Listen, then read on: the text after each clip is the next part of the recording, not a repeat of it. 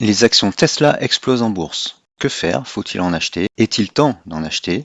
Est-ce qu'elle va se retourner à la hausse? J'essaie de répondre à ces questions dans cette vidéo. On commence après ça. Tout d'abord, je rappelle que cette analyse est mon analyse, ce n'est pas un conseil d'achat ou de vente. J'effectue cette analyse à partir de mes indicateurs. Ne prenez pas ça comme un conseil. Faites vos propres recherches et investissez en conscience en fonction de votre objectif d'investissement.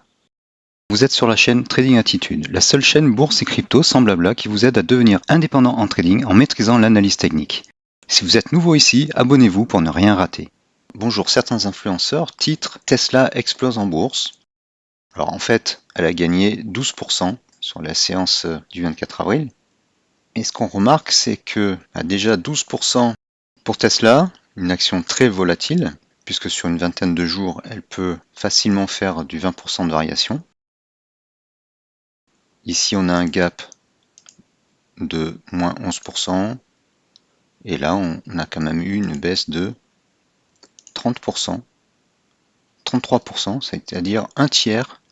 L'action perd un tiers de sa valeur en quelques jours ici. Donc 10%, 12%, c'est du bruit. Et du bruit qui apparaît lorsque les cours ont cassé ce support. J'avais parlé de ce support dans de précédentes vidéos. Et sont descendus très bas. Si la hausse avait eu lieu par exemple à ce niveau-là, plus 12% à ce niveau-là, c'était probablement un retournement. Enfin, en tout cas, les probabilités pour que ce soit un retournement auraient été plus fortes. Mais là, on corrige en fait un excès baissier. Je vais enlever. On a eu un excès baissier ici. De combien? On va vérifier. Moins 9%. Et depuis le plus haut, moins 20% à peu près. Donc on corrige. Il y avait un gap aussi ici et on l'a comblé.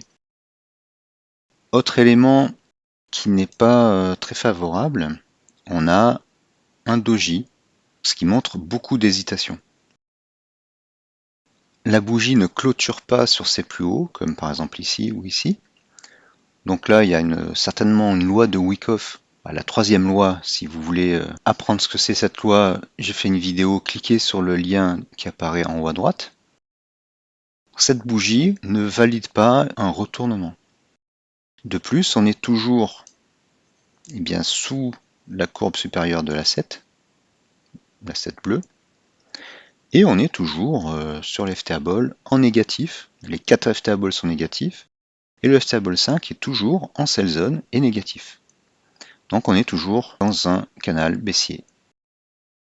Donc ce canal-là, on pourrait penser qu'on l'a cassé ou qu'on va le casser, mais même ça, ça ne suffirait pas. Il faudrait que les FTA-Balls se retournent. Alors je dis bien pour une hausse durable. Ça ne veut pas dire qu'elle ne va pas encore monter de 10%.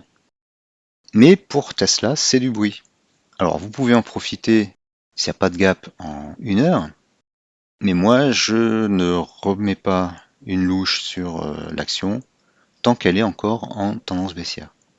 Tant pis si je rate une occasion, mais pour l'instant, j'ai pas de confirmation d'un retournement de tendance, en daily en tout cas. Le trading, l'investissement, c'est une affaire de probabilité. Elle a perdu quand même 44% au plus bas. C'est presque la moitié du capital. Donc pour moi, tant qu'elle n'est pas en situation où les FTA Balls sont haussiers, même s'ils sont négatifs, et que les cours ne surfent pas au-dessus de l'asset, moi j'entre pas ou je ne renforce pas. Si on revient sur les croix noires de l'asset boss, on voit que même si on est dans une tendance baissière, les croix apparaissent sur la zone basse de ce wedge. Alors, au passage, le wedge pourrait, si vraiment on le casse, c'est-à-dire que si les cours passent au-dessus, font éventuellement un petit pullback et repartent, là, ok, ça justifierait un début de retournement aussi. Et donc, ces croix sont dans la zone basse de ce wedge, donc près du support. Et on voit quand même que même celle-ci, les cours ont été plus hauts. Alors pas beaucoup, mais ils étaient plus hauts. Et surtout celle-ci, puisque après des cours qui ont baissé en dessous, On était là, hein. La croix elle apparaît ici, donc imaginons qu'on achète ici, le lendemain, les cours remontent après. Donc ça valide, ça renforce la puissance de ces croix. Sauf celle-ci, mais celle-ci, on est au début d'une sell zone. Donc j'en profite pour remarteler le mode d'usage de ces croix. Ces croix signalent des creux potentiels et elles sont plus efficaces quand on a une forte extension. Ce que j'appelle une extension, c'est un fort mouvement, un fort déplacement des prix vers le bas. Dans ce cas-là, il y a des chances qu'elle fonctionne bien. Donc voilà, Tesla n'explose pas en bourse, c'est du bruit. La forme de la bougie n'est pas rassurante et ne milite pas en faveur d'un retournement. Par contre, on a une sorte de wedge et ça finira, en tout cas je l'espère, hein, moi aussi j'ai des actions Tesla pour le long terme, ça aboutira sans doute sur un retournement, mais pour l'instant il est trop tôt. Parce que même si on clôturait au-dessus de cette résistance, il y aurait un pullback. C'est pas obligatoire, mais il pourrait y avoir un pullback. Et pour l'instant, on est toujours en sell zone et tous nos F-tables sont négatifs encore. Si on se met en weekly, donc les F-tables sont aussi en sell zone et on est bien en dessous de la courbe supérieure de la 7. Donc la moindre des choses, c'est que, eh bien, on casse cette courbe supérieure. Par exemple là, on avait rebondi.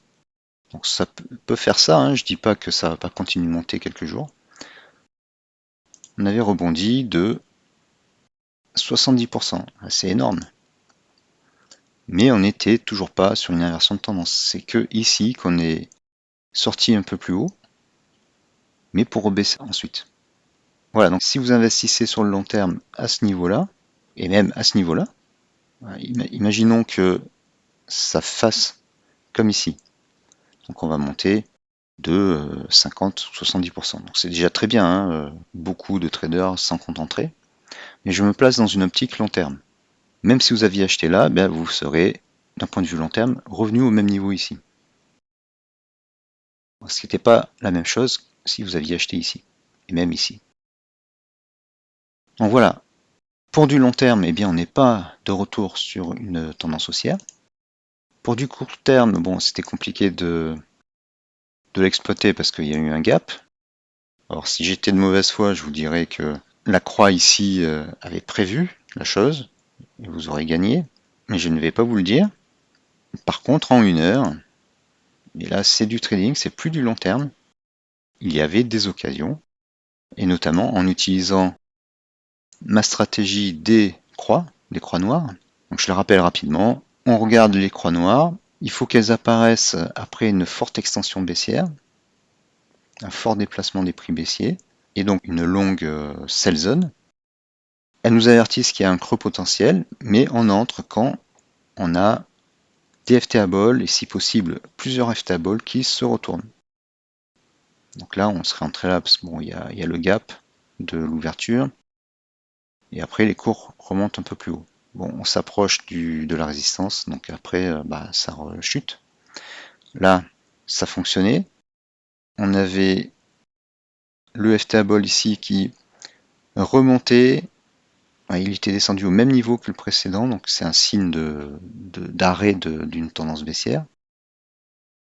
Et ici, on commençait à remonter. Celui-ci n'était pas franchement baissier, celui-ci non plus en fait, il se décollait un peu de son enveloppe inférieure. Et là, il était déjà remonté. Ici, on est en fait, on a les bougies sont descendues à peine un peu plus bas. Les FTable 4 et 5 n'ont pas chuté plus, ils n'ont pas dépassé, ou alors très peu, le dernier plus bas. Le 5, il est même plus haut. Donc cette croix-là, avec les bougies derrière qui ne descendent pas plus bas, aurait pu être en point d'entrée aussi. Bon, c'était très spéculatif, hein, on était quand même dans une tendance baissière, proche de la résistance, mais ça aurait fonctionné. Et puis bien sûr, on a cette belle sell zone, avec ici ce stable qui se décolle, la croix qui était ici, et bon voilà. Moi je ne serais pas rentré, mais les cours ont progressé. et dépasser tous ces creux-là, toutes ces croix, même si vous aviez acheté à ces niveaux-là, eh bien ça a été dépassé. Bon, c'était pas prudent de le faire, mais ça aurait marché. Là aussi, on a un creux avec des sell zones, et au moment où les FTA balls se retournent, on pouvait entrer. Ce FTA ball là n'est pas descendu plus bas, donc on a un retournement. Autre signal également, j'en parle peu mais c'est important, c'est que les cours repassent au-dessus de l'asset rouge ou bleu. Voilà, mais trader en position longue sur une tendance baissière, surtout avec la volatilité de Tesla, c'est assez dangereux. Donc voilà, le rebond n'est pas encore un gage de retournement de tendance sur le long terme. Par contre, si les séances qui viennent se soldent par des bougies vertes bien haussières et avec des volumes haussiers, donc ça c'est la troisième loi de Wyckoff, il y aura peut-être un petit swing à exploiter. Donc prudence, prudence.